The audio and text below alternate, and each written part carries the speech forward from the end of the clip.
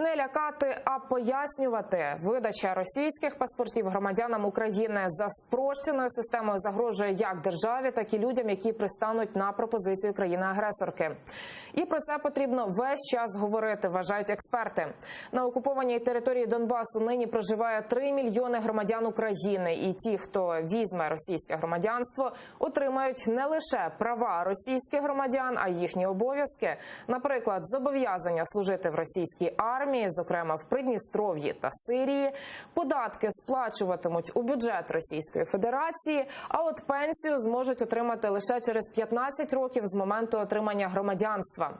Для України як держави цей процес несе військові, політико-економічні та демографічні ризики, а після звільнення окупованих регіонів ще й погіршить можливості для їх реінтеграції. Лякати людей позбавленням українського громадянства не потрібно, вважають експерти, краще роз'яснювати ризики.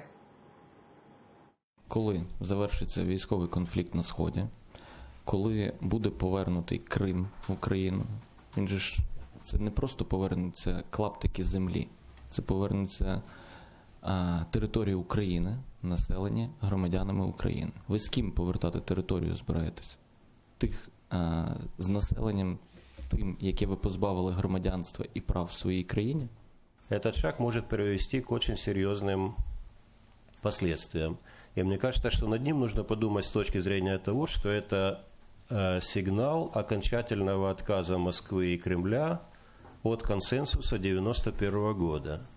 То есть Россия снимает с себя обязательства окончательно снимает с себя обязательства по уважению территориальной целостности и всего остального Украины. И с точки зрения логики развития России, как я ее понимаю, для нас это таит уже очень серьезные угрозы самого разного характера.